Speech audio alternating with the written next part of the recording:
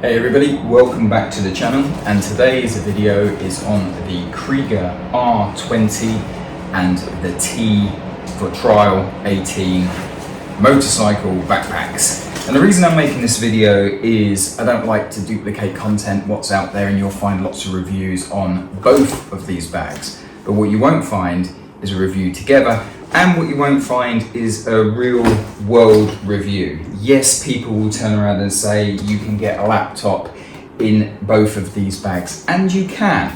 But when you then start piling everything else in there, it starts to get a little bit more cramped. So basically, I opted initially for the Trial 18. Lovely, lovely backpack. Reason I opted for it is this lime green matched the green on my 1000R, the logo. It was the newer bag, and I like the idea here of this pocket here at the back. From when I get to my destination, I can just throw my gloves in there, and that's great. But the problem with this bag over the R20, although you think 2 litres isn't a lot, it's the compartmentations of them. So basically, the trial bag was designed very specifically for trial riders, and that's why it's great for doing that. With here, put your stuff at the back, hydration pack, carrying not a lot of stuff. But on a daily commute, the issue is, because this is a waterproof bag, Kriega only do waterproof on the roll top, and this area here just doesn't get enough in. And I'm going to prove that to you now by loading it with what I would call a daily commute.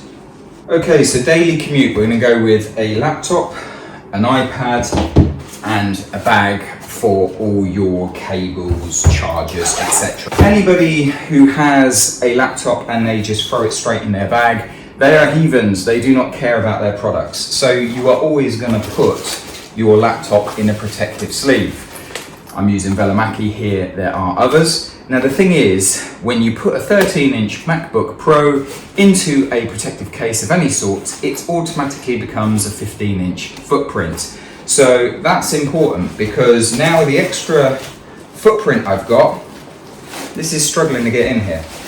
It will get in here, but it's wide.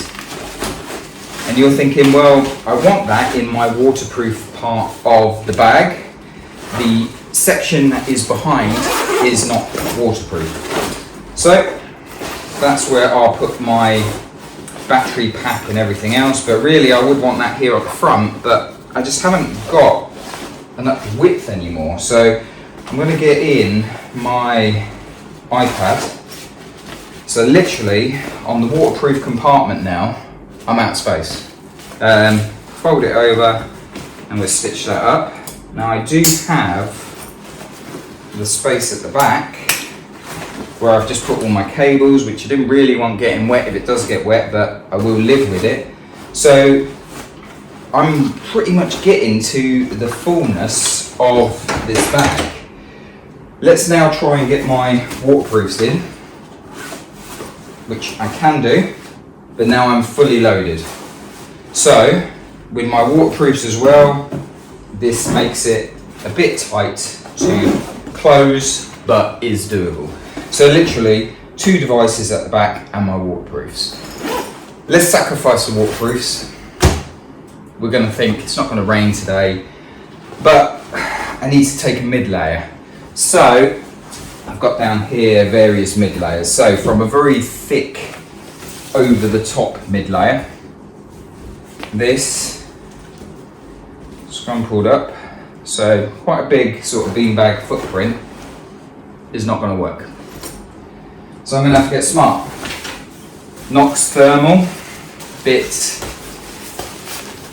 too much heat than I would like, but does pack down and pack smaller, will go in just, so I can just about get that in. And then I've got a normal 20 quid thin style hoodie. And that, again, is roughly about the same as the Nox thermal, but will not flatten down. And again, will just about go in. So when it comes to commuting, you may notice I've got no room for my lunch. My devices have taken up all of the waterproof space. It wasn't made for commuting.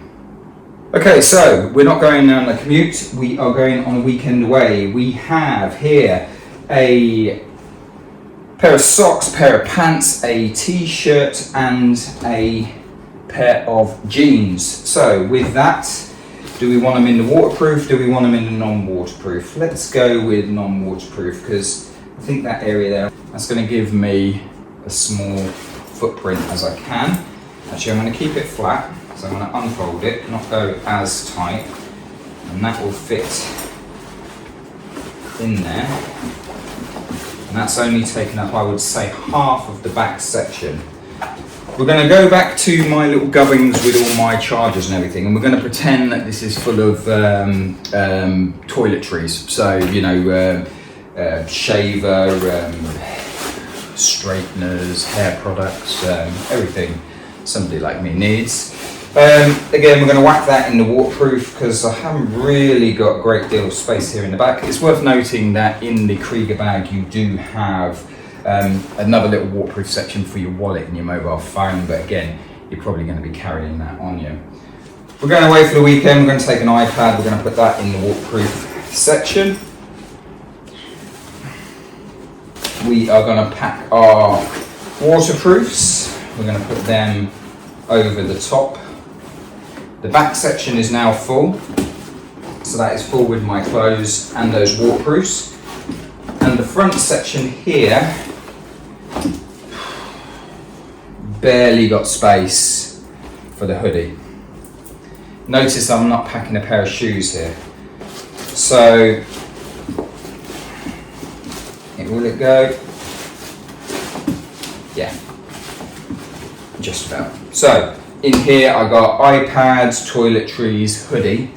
In the back I've got one pair of jeans, t-shirt and socks. Probably could get 2 t-shirts, 2 pairs of socks, 2 pants. They ain't going to take out that much.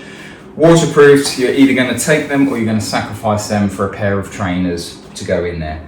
And that's pretty much all you're going to get out of this Kriega Trial 18. Using it for an overnight, you can. I've just proved it. Using it for a daily commute, you can. I've just proved it.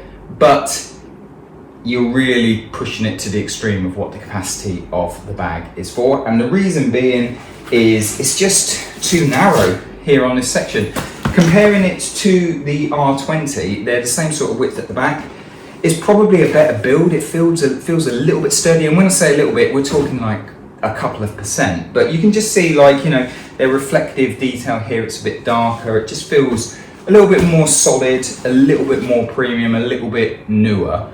And I do prefer, if I could keep a bag, I would rather keep the T18, but it just doesn't have the storage capacity of the R20. So great bag, but do recognise its limits. So now we move on to the R20. So the R20 has one compartment here at the back, little stash pocket for your stuff in there, little subsection for your laptop if you want to use it, and a bit here at the front for some more flatter goods. Not as stylish as the T18. Same footprint on the back, same quad lock system and everything. But again, it doesn't feel as premium. It's the same sort of backpack, same comfort, same everything else.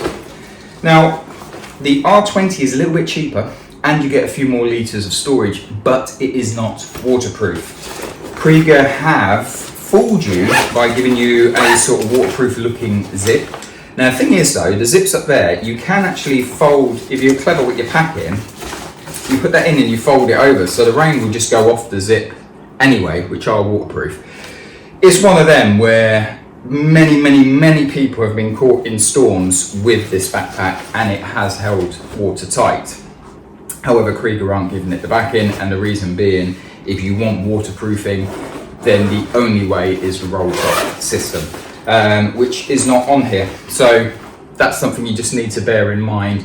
If you are commuting for an hour or over, then, you know, use the bag, but if you're running electronics, put them in something waterproof and that will overcome the issue. So let's do the same test again as a commuter. We have the MacBook Pro.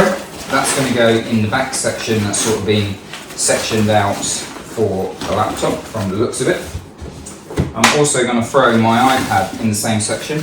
Now on the R20 you've got lots of straps to sort of strap everything in, and I thought it's a little bit of a gimmick strapping everything down, but it is really good on how much you can strap everything down, and you can actually change the shape of the bag.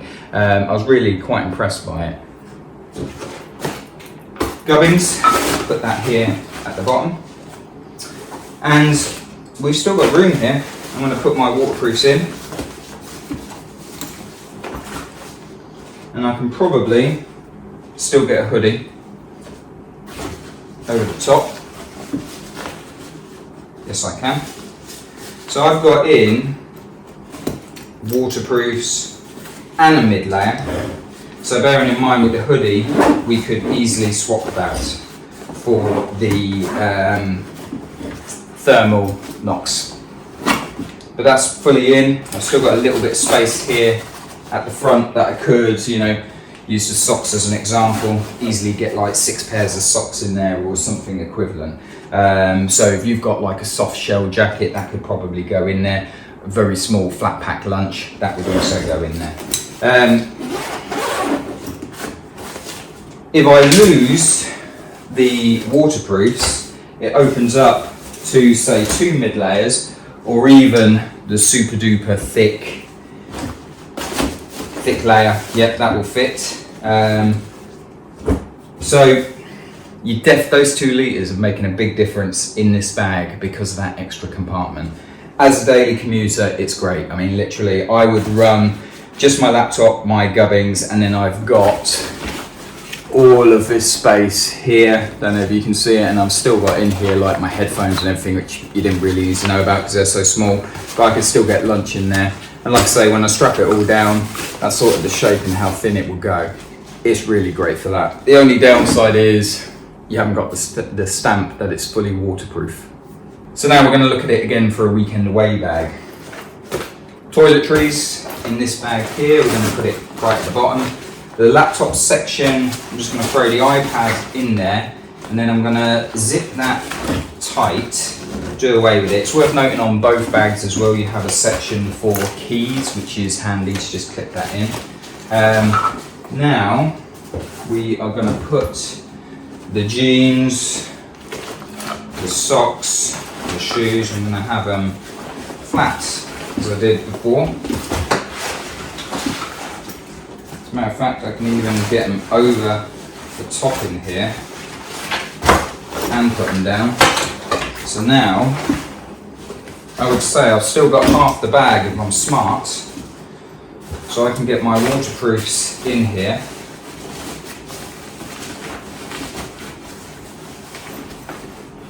Or double up, and a pair of shoes, or waterproofs plus a mid layer.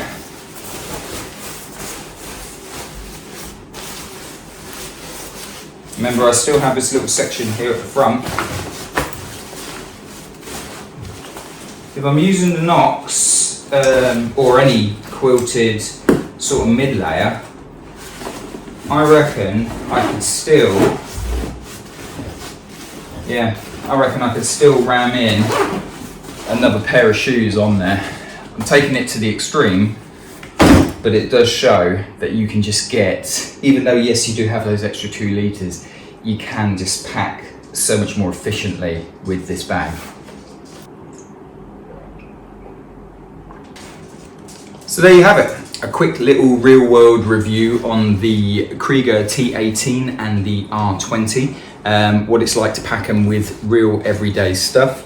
If you only want something to just, nip out on a day's ride, then this is the more stylish of the two. This back section, like I say, is great. You can easily throw in a mid layer in there if you don't mind it flapping around a bit. Or when you get to your destination and you want to walk around, your gloves, your hoodie over the top, throw it over your back. So T18 is really lovely, but if you want something that's far more versatile, then the R20 folds to thinner than the T18 and just is far more practical, but at the sacrifice of a stamp of waterproofing. But in reality, it's going to really hold up well. Both of them can have the extra US 5 and 10 and even 20, I believe, clipped onto them to make them even bigger and make it modular. But of course, if you're going to start doing that, you're going to feel like a bit of a pack mule. So I would say you only really want to put a US 5 and then obviously strap the rest to your bike. As always, I hope you found that useful. A like and a subscribe would be greatly appreciated. And I'll catch you on the next video. Thanks again.